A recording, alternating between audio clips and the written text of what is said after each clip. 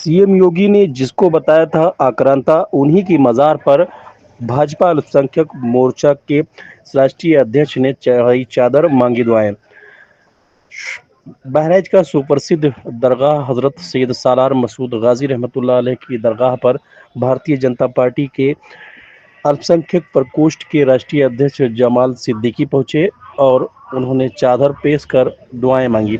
इस दौरान मीडिया कर्मियों से भी मुखातिब हुए और उनके सवालों का जवाब देते हुए कहा कि उनकी आस्था सैयद सालार मसूद गाजी में है। उनके परिवार के लोग कई वर्षों से यहाँ आ रहे हैं और वो भी आए हैं। ये उनका पर्सनल दौरा है।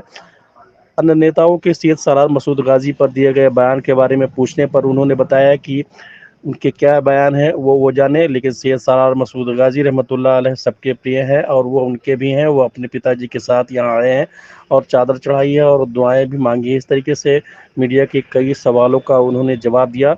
जिले में चर्चा है कि सैयद सालार मसूद गाजी रहमतुल्लाह अलैह को सीएम योगी ने एक कार्यक्रम के दौरान आक्रांता कहा था। उनके पार्टी के कई नेताओं ने भी सैयद सालार मसूद गाजी को आक्रांता कहा था और फिर तभी से सियासत और तेज पकड़ ली थी। लेकिन आज अचानक भारतीय जनता पार्टी के ही राष्ट्रीय अध्यक्ष, जो कि अल्पसंख्यक प्रकोष्ठ के राष्ट्रीय अध्यक्ष हैं जमाल सिद्दीकी, वो बहराइच पहुंचे तो सियासी गलियारों में हलचल तेज हो गई है। बयान आया था, अपने सनातन और राम के वंशज को बयान दिया था, क्या कुछ आपने कहा था, क्या कारण है उस पर? नहीं, मुझे हमेशा गर्व है इस बात का कि मैं प्रभु श्री राम का वंशज हूँ। सब जानते हैं कि भारत में पहले सनातन था, बाद में इस्लाम आया, हम मुसलमान हुए। हमने अपनी पूजा पद्धति बदली, लेकिन हमारी संस्कृति वही है। आज जो सालार साहब का, गाजी साहब का, गाजी बाबा का जो ये उर्स हो रहा है, ये भारतीय संस्कृति की देन है। आप जाकर देखेंगे सऊदी अरबिया में उर्स नहीं होता है। तो हम अपनी संस्कृति को मानते हैं, हम अपने पूर्वज को मानते हैं, हम मुसलमान हैं, इससे हमें इस बात पर गर्व है। हम भारतीय हैं, इस पर हमें डबल गर्व है। क्या सभी मुसलमान प्रभु श्री राम के वंशज हैं, ऐसा आपने बयान दिया था? भी जब पहले सनातन था, पहले यहाँ हिंदू धर्म था और हम बाद में कन्वर्ट हुए, ऐसे 2, 4, 10 लोग ही होंगे जो बाहर से आए हैं। हम सब यहीं के हैं। तो मुझे तो इस बात का गर्व है कि मैं प्रभु श्री राम का वंशज हूँ और मुझे लगता है कि हर देशवासी को इस बात पे गर्व होना चाहिए कि प्रभु श्री राम हमारे पूर्वज हैं और हम उनके वंशज हैं। लोग आ रहे हैं, लोगों ने वहाँ उनकी व्यवस्था की है, वहाँ खाने पीने की व्यवस्था की है। यहाँ भी मैं देख रहा हूँ कितने बड़ी संख्या में लोग हैं, यहाँ भी हो रहा है। लेकिन अगर इस पर कोई राजनीति करना चाहता है तो ये निंदनीय है और इसको गाजी बाबा भी सबको सिखाएंगे। अध्यक्ष जी, जैसे कि यहाँ पे लाखों रुपए का हर साल मेले में जो रेवेन्यू जनरेट होता था, मेला नहीं लगा है, उसके करोड़ों रुपए का रेवेन्यू जनरेट होता है, मेला नहीं लगा है, तो क्या इस वजह से कोई जो रेवेन्यू को लॉस हुआ उसको किस तरीके से देखा?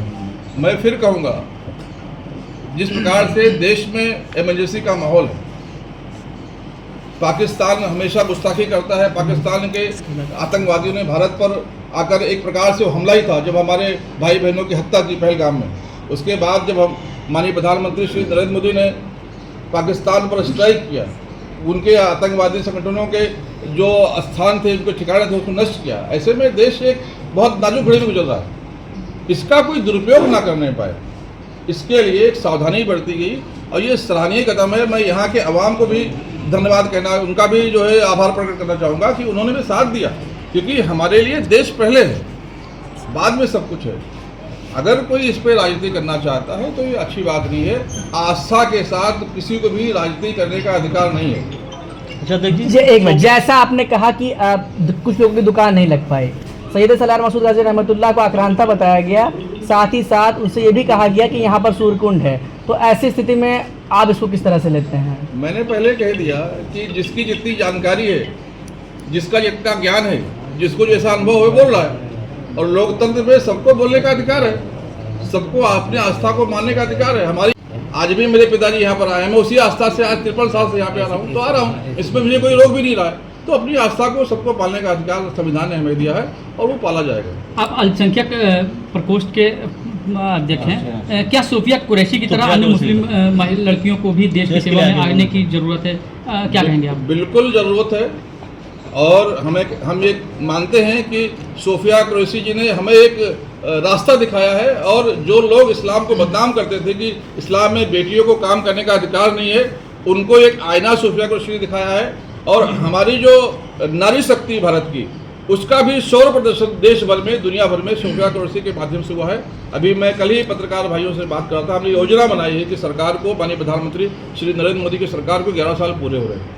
उन 11 सालों के पूरे होने पर हम लोग देश भर में जा रहे हैं, हम चौपाल लगाएंगे दरगाहों पे, मदरसों में, ईदगाहों पे, गुरुद्वारों में, चर्चों पे, जो अल्पसंख्यक के धार्मिक स्थल है वहाँ चौपाल लगाएंगे। वहाँ पर जो माननीय प्रधानमंत्री और हमारे शूरवीर सैनिकों ने जो पराक्रम दिखाए हैं पाकिस्तान को नष्ट घुटने पर लाने में, उसकी चर्चा करेंगे। हमारी बहन सोफिया कुरैशी ने जो पराक्रम दिखाए हैं, जो एक परिवार का नाम रोशन किया है, देश का नाम रोशन किया है, इस्लाम का नाम रोशन किया है। हमारे बोलने दो भाई, बोलने दो मुझे, आप जितना सवाल पूछोगे मैं जवाब दूंगा।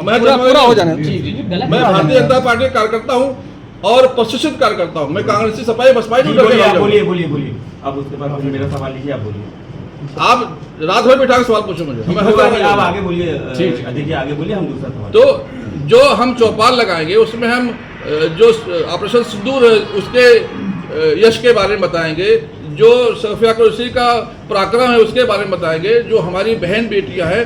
हम अपने समाज के लोगों को प्रोत्साहित करेंगे कि हमारी बेटियों को एनसीसी में डालें, हमारी बेटियों को अग्निवीर बनाएं, हमारी बेटियों को सेना में भेजें, हमारी बेटियों को आगे लाएं, क्योंकि बेटियां अगर आएंगी तो पूरा एक खानदान सुधर जाएगा।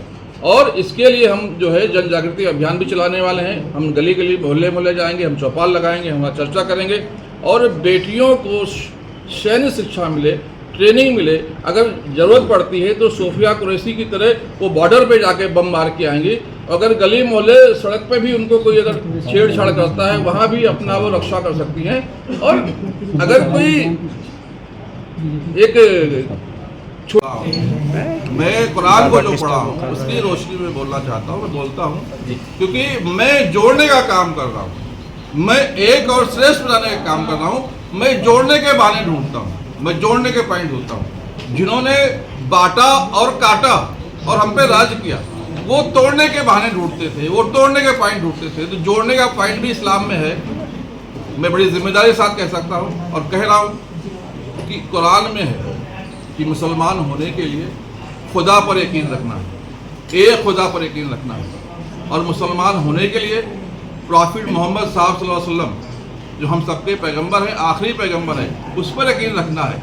लेकिन सारे पैगंबर जो है उन पर भी यकीन रखना है। कुरान में कहा गया है कि पैगंबरों पर यकीन रखना है। तो हमारा अकीदा है कि पहले पैगंबर हजरत आदम अलैहिस्सलाम थे, आखिरी पैगंबर हजरत मोहम्मद सल्लल्लाहु अलैहि वसल्लम थे। इसके बीच में हदीस कहता है और कुरान भी कहता है अनेकों पैगंबर आए।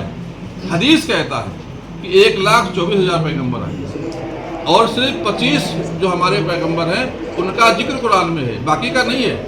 तो हम ये कभी नहीं कह सकते कि भगवान श्री राम, भगवान श्री कृष्ण, जिनके काम सबको जोड़ने का था, समाज को एक करने का था, समाज को सुरक्षा देने का था, ऊंच नीच को जो खाई उसको पाटने वाला था, ये काम जो उन्होंने किया है, हम उनको मान सकते हैं कि वो भी उन पैगंबरों में से थे। लेकिन हमारे कुरान में जिक्र नहीं है, वो हमारे लिए आदरणीय है। और ये बात जोड़ने वाली बात है, ये बात भारत को जोड़ेगी और भारत विकसित भारत बनाने में इसका जरूर उपयोग होगा। जो तोड़ने वाली ताकतें हैं, जो बांटने वाली ताकतें हैं, जो हिंदू मुस्लिम में खाई पाटने वाली ताकतें हैं, वो हारेंगी। और उनको हराने के लिए हमें जोड़ने वाले बहाने ढूंढने चाहिए, और ये जोड़ने वाला बहाना है। ऑपरेशन सिंदूर का भी आपने हवाला दिया। कल ही जम्मू के एक विधायक हैं रणवीर सिंह पठानिया, उन्होंने एक विवादित बयान दिया। जो आप यहाँ पर ताज़ापोशी के लिए आए, ये आप ऑफिशियल दौरा है या फिर आपका जो पर्सनल? ये देखिए, ये मेरा निजी दौरा है, क्योंकि ये मेरे अकीदे का मामला है। भारतीय जनता पार्टी सभी समाज, सभी वर्ग, सभी लोगों को मिलाकर बनती है, और हम अपने अपने अकीदे, अपने अपने आस्था के हिसाब से धर्म का काम करते हैं, धार्मिक स्थल पर जाते हैं। जिनकी जिनकी आस्था जहाँ जाए वहाँ जाते हैं। मेरी आस्था गाजी बाबा में मैं आया हूँ। तो आज आप गाजी सरकार की दरगाह पर आए हैं, जहाँ पर आपने चादरपोशी की है। इस दरगाह पर सालाना जेठ मेले का प्रतिवर्ष आयोजन होता है, जिसमें लाखों की संख्या में श्रद्धालु आते हैं। इस बार प्रशासन ने रोक लगाई है, इस पर क्या कहेंगे? इस रोक को मुझे क्या लगता मानते हैं है आप? उर्स पे रोक होती तो हम यहाँ चादर पेश नहीं कर सकते थे। ये तो हाईकोर्ट के आदेश के बाद हाईकोर्ट मेला कमेटी ने देखिए, कुछ लोग राजनीति कर रहे हैं, कुछ लोग उत्तर प्रदेश की सरकार जो सबके लिए बराबर काम कर रही है, उत्तर प्रदेश की पुलिस जो सबको रक्षा कर रही है, जिसने उत्तर प्रदेश का नाम पूरी दुनिया में, पूरे देश में ठीक किया है। उत्तर प्रदेश जिस प्रकार से बदनाम था मायावती और मुलायम सिंह और अखिलेश जी की सरकार में, आज गुंडे मवाली सब छुप गए घर में। उस प्रकार से यहाँ के पुलिस को, यहाँ के प्रशासन को, यहाँ के माननीय मुख्यमंत्री श्री योगी आदित्यनाथ जी को बदनाम करने के लिए जो कह रहे हैं कि मेला नहीं लगा है, मेला तो लगा है, आज ये मेला ही हमारा है। हाँ, कुछ दुकानदारों की दुकान नहीं लग पाई है, वो चाहे राजनीतिक दुकानदार हो, चाहे व्यापारी दुकानदार हो। ऐसे कठिन समय में जब युद्ध के मुहाने पे हमारा देश खड़ा है, ऐसे समय में लाखों लोगों को इकट्ठा करके अगर कोई गड़बड़ी होती है, इसकी जिम्मेदारी कौन लेगा? फिर भी मैं यहाँ के प्रशासन को, माननीय मुख्यमंत्री श्री योगी आदित्यनाथ को, सबको बधाई दूंगा कि इतने शांतिपूर्वक हमारी आस्था को वो करने दे रहे। हमारी आस्था वहाँ हाजिरी में है, हमारी आस्था वहाँ चादर पेश करने में, हमारी आस्था वहाँ पर फातिहा पढ़ने में, हमारी आस्था वहाँ पर दुआ करने में, हमारी आस्था वहाँ से आशीर्वाद लेने में, हमारी आस्था किसी की दुकान लगवाने में नहीं है। एक बात अभी आपने कही, एक बात अभी आपने कही कि सुरक्षा कारणों से मेले के आयोजन को परमिशन नहीं मिली है। आज ही मिहीपुरवा इलाके में एक कारीकोट का मेला लगता है, जिसकी प्रशासन की ओर से नीलामी कराई जा रही है, उसके आयोजन को अनुमति दी गई है और बहराइच की दरगाह जो प्रसिद्ध है, यहाँ के मेले पर रोक लगाई गई है। इसको किस नज़रिए से देखते हैं? मैं कहूँगा मेला और उर्स दोनों में अंतर है।